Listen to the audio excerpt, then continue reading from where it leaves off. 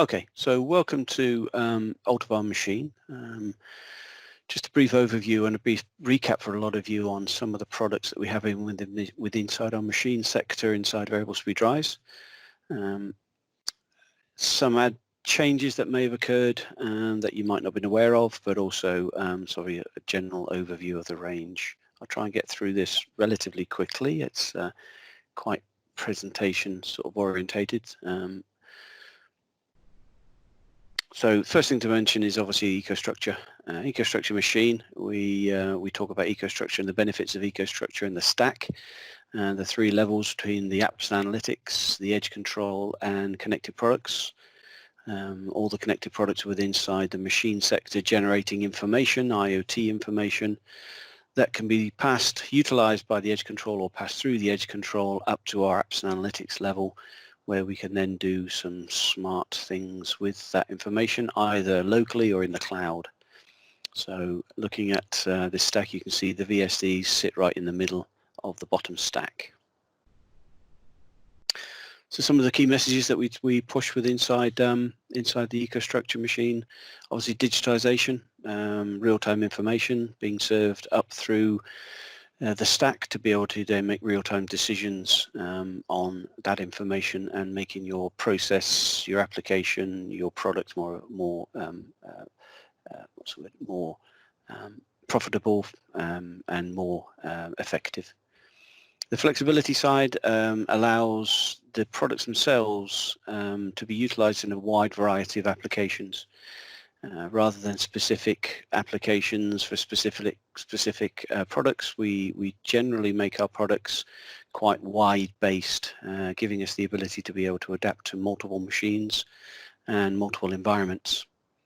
The efficiency side of things obviously gives you that total sort of ability to be able to utilize the machines and adapt the machines to suit the environment and also the resources, and also the, if you like, the staffing levels is one of the things that you can also look at. So the efficiencies in the machine efficiency levels can be improved quite significantly. And protection, protecting people, protecting assets, protecting the customer's machines, either through safety functionality or through preventative maintenance scheduling or through sort of enhanced environmental capabilities of the products. We'll talk about more of them later on. Just a very quick sort of overview of the complete drives range. You can see we split ourselves into machine drives, process drives, building drives, and then the softwares, setup, configuration and commission softwares which go with all of those ranges. You can learn more about those in other sessions. So one of the things when we talk about what one of the fundamental changes with inside a machine drive is that a lot of the things that we used to do external to the drive, the old way, if you like, are now incorporated with inside the drive itself.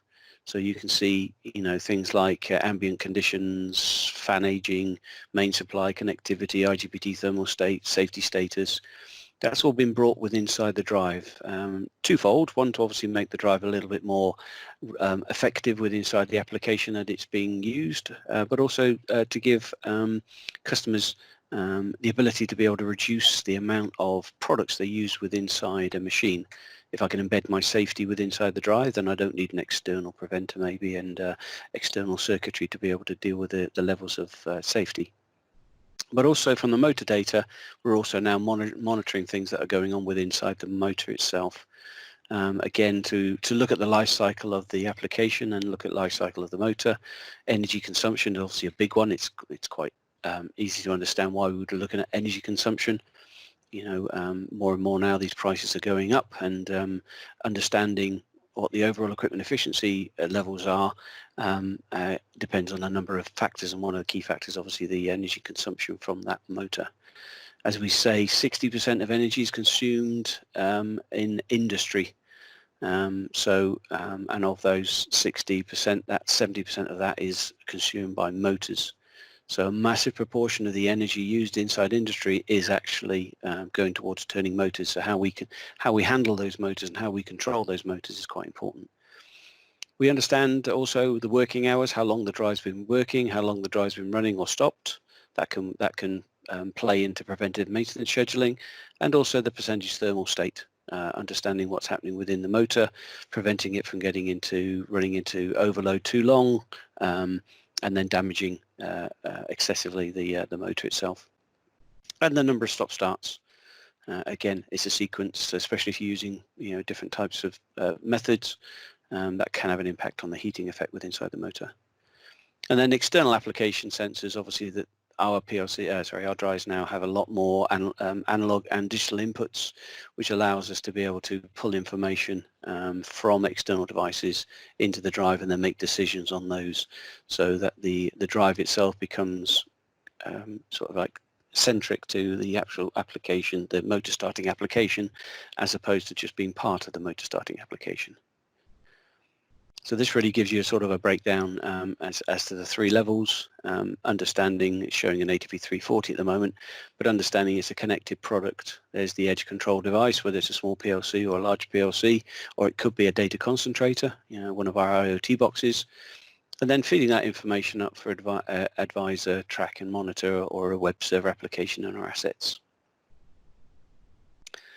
One of the other benefits with utilizing our machine drives is the fact that we obviously have a suite of DTMs which go with our drives, which enables it to fit into our software suite quite effectively, giving us the ability to have a single point of entry. So whether you have a drive, a HMI and a PLC on the same system, you've only got one point of entry on an Ethernet network to be able to look at, configure the whole of the machine through the one point of access, and utilizing the machine suite of software. Yeah, and then that drive configuration is stored in one element, and then you get simpler to clone one machine to another machine. So if you have multiple machines, you can then obviously build up one machine and then just clone it across each machine to give you a very fast way of building up that total architecture that you're looking at. So this gives you some ideas with inside the software layer, where we have defined function blocks, which gives us that ability to be able to very quickly utilize predefined function blocks ready to use. They've been tested and validated so that we can then have the ability to be able to utilize the functionality within inside our drives very quickly without having to write lots of code to pull out lots of different information, or to write lots of different information that the actual function block is already designed in there.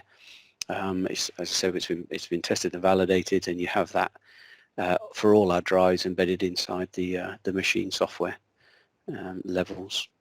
And that gives us that ability to obviously be very quick about how we write our software to control our machines, and then be certain that those blocks are going to give you exactly what you want without having to be tested and validated by the provider or the writer of the software themselves. And then it talks about the ability to be able to replicate.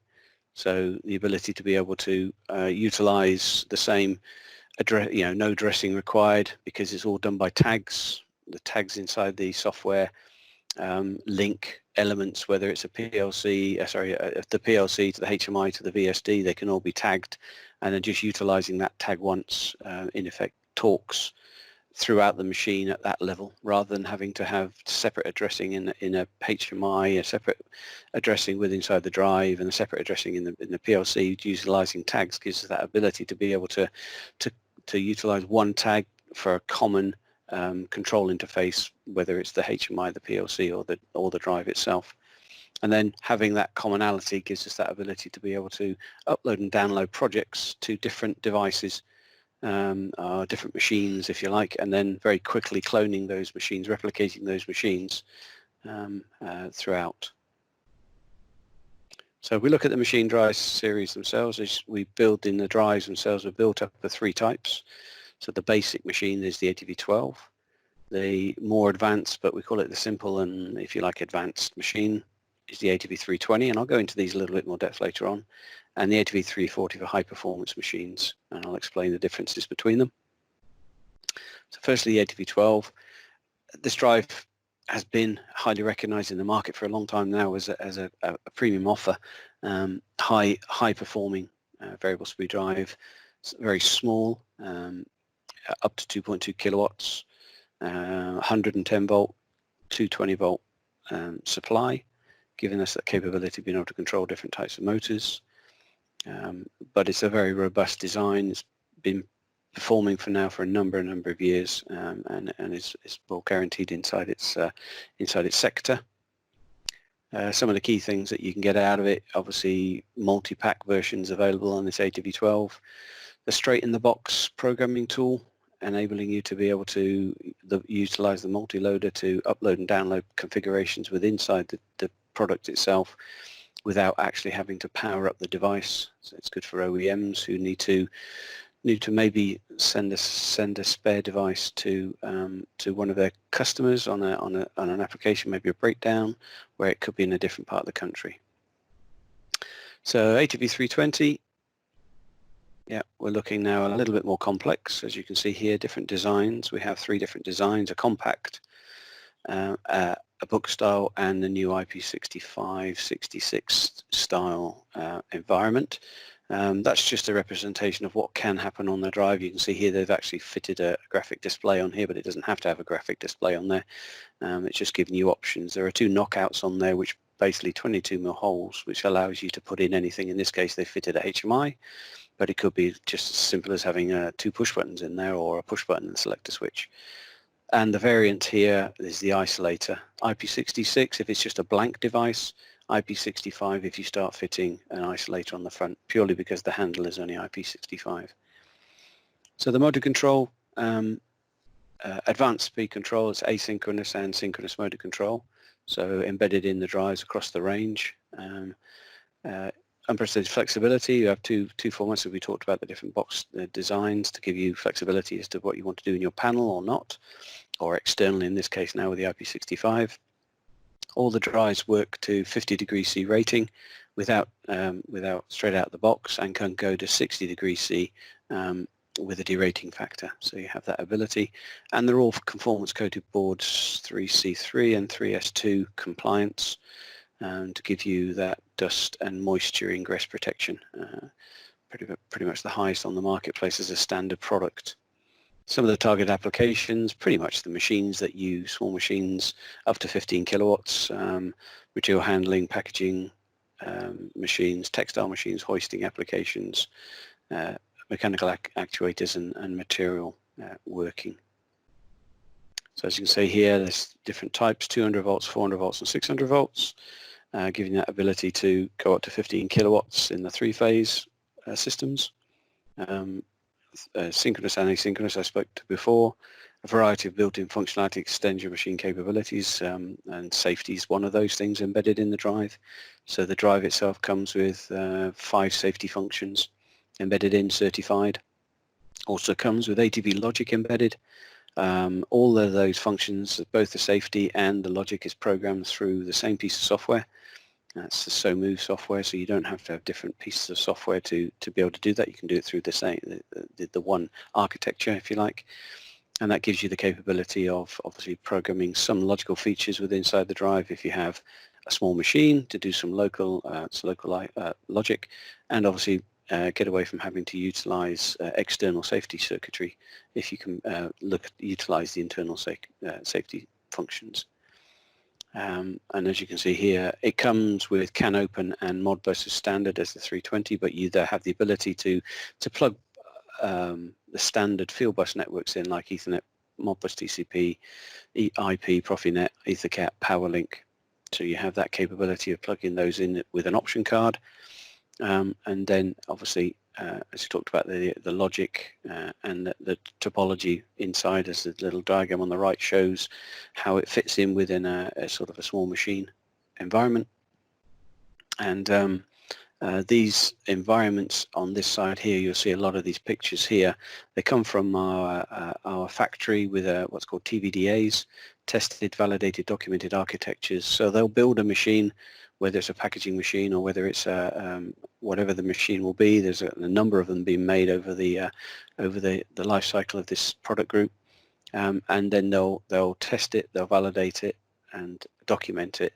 So you could actually physically sort of purchase this product group, not purchase it, but download the the architecture, download the wiring diagrams, download the code to be able to pull up a certain type of machine. And there are lots of TVDAs that are available and can be seen through the OEM campus. So we talked about the safety, 5 built-in functions. Most people, modern sort of machines now utilize at least safe talk off SIL 3 or to a SIL level anyway. But then we have 4 other functions in there: safe stop, safe limited speed, safe max speed, and guard door lock. And they're all certified to the machine directive. So that, as I said, can minimize the amount of external devices you may need to comply to those safety standards. I talked about the dual standard conformance coating, 3C2 and 3S2, and then operation up to 60 degrees. As I said, 50 degrees for your standard, 60 degree with derating. And here's the new drive that we have. It's the IP6665 drive. It's the same functionality embedded in the drive itself. It's just in a different enclosure type. So C2 in performance and EMC, no external fan requirements. As we said, 50 degree CD rating, as they all are. And obviously, because it's the same drive embedded in the middle of it, it still has the logic and the safety and all the other things, synchronous motor control embedded in it. So we get to the ADV340, which is more the advanced machine drive. We're starting to now to add, if you like, increased duty cycles. It's a heavy duty rated drive up to 75 kilowatts as standard, which has this ability obviously to be able to control high powered motors, close speed control or torque control. And then you can see there's a 1 millisecond application cycle time, so it's high speed response and dynamic performance. Of course, because it now has the ability to plug on, we have an Ethernet version or we have a basic version which you can plug on other comms onto it. It has 3 comm slots on it. You now have native features like fast device replacement. There's a DTM files that we talked about. There's a web server embedded inside the 340 as well, very similar to the process drive. So all the abilities that you have with the process drive and QR codes are embedded inside this drive as well. Pretty much all the things I talked about before. Again, the 60 degree CD rating, 50 degree C standard, robust, harsh environment. But again, this is up to 75 kilowatts, so you can see it's extending the range of the machine envelope, if you like, in terms of VSDs up to 75 kilowatts. And again, targeted applications, hoisting applications, material handling, material working, packaging, which is for a slightly higher power or maybe a closer control. The drive itself also has things like master-slave embedded in it, so you have the ability to run 1 master up to 10 slaves in either speed or torque, and has closed-loop operation with the ability to add in encoder modules, resolver modules, which allows you to close that loop. Connection to the DC bus as well. On the 320 and the 340, you have that ability to connect to the DC bus and add braking resistors or add a dynamic braking unit, giving you the ability to feed the energy back to the mains. So 2 choices in those sorts of environments.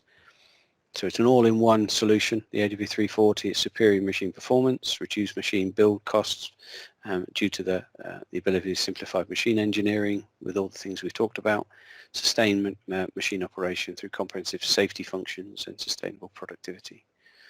So this goes into a little bit more depth and gives you an idea of and it sort of compares the ADV71 to the 340, because the 340 is as high a performance as the ADV71 used to be in the machine world. So again, we have Ethernet ports on board, the ability to be able to utilize Modbus TCP or Ethernet IP. It has a real-time communication cycle, 1 millisecond drive task cycle, so regardless of the task, it's a very fast processor, and obviously the ability to option boards to plug into communication ports. And then we talk about the product interface encoder, so we can plug in encoders into the drive. Has a sub-D connector for a motor interface, again in one of the ports, or on top there's the PTI, PTO, pulse train in, pulse train out function available on top, and then an embedded encoder and an optional encoder. So we have 2 different types of encoder input onto the drive itself, again giving for fast connection to advanced sort of applications where you need very close speed or torque control. As you can see here, digital modules or analog modules or resolver modules can be added. And then sort of giving you an idea of sort of comparison again between the 71 and 340, because in essence what we have here is a 71 with all the advances that we've made in the last 5 or 10 years in the product, to give you that additional sort of expertise, additional functions, web server, safety, all that sort of stuff that we talked about. And then here's the pulse train in, pulse train out output that I talked about before, giving you that ability straight from the box to be able to do this following sequence, speed control or torque. So this position it's got on here is something we're alluding to try and do in the future. At the moment, it's just speed and torque that we have the capability of utilizing. So you can see it can be done in several modes, AB mode or pulse direction modes. Again, one of the things that we look at in this drive, one of the things to remember is that it is a heavy duty rated drive as standard. Most modern drives come out as standard duty cycles, and you have to derate them to get to the heavy duty rated. This is a heavy duty rated cycle already, and it is heavy duty rated up to 75 kilowatts, 50 degrees C ambient as standard with 60-degree derating. And this gives you an idea of sort of the cost implication when you're looking at our drives against some of our competitors. So the additional cost requirements so what you're seeing on this graph is that actually we get a higher current capability from our drive than any of our competitors at 50 degrees C for like rated drives. So obviously very good, very compact and available to sort of go against a lot of machine manufacturers out there. So this was launched late last year, but it's now the full safety function module, which is now available for the ATV340. The drive came with Safe Torque Seal 3 as standard, but now we've embedded the new, we've now made available the new safety card, which gives you the capability of utilizing safe limit speed, safe speed 1, safe max speed, and guard door lock like the 320. So you have that extended safety functionality now inside this drive. So one last thing I'd like to talk about is, obviously I spoke initially about the ability to be able to connect the DC buses. So this is common to the 320 and the 340, and it's an alternative to braking resistors. If you have a dynamic system which is braking very rapidly and you need to dissipate that energy, typically the most cost-effective, I won't say cost-effective way, the most way that's used in the past is putting a braking resistor across the DC bus, and then just dumping the energy into a resistor and losing it as heat. In this case, replacing the ATV, the braking resistor with a regen module gives you the ability to take that excess energy, pass it through the module and pass it back to the mains as a regen, saving obviously the heat losses that you would get in a resistor, but also now pushing the energy back into the mains and then being able to utilize it across the network on other devices, especially if you've got multiple devices on a line, which some are maybe motoring at one phase and the other stage that may be braking. You can share that energy, and then whatever's left over can be regened back to the mains. And this gives you a sort of idea of being able to utilize it sort of like electrical integration or mechanical integration, flexible and simple. It's just, as you can see here, it could be either mounted behind the product or side by side, common across multiple devices or on a one-to-one type arrangement. So this is a very quick sort of overview of the range of Altivar Machine. Thanks very much for listening.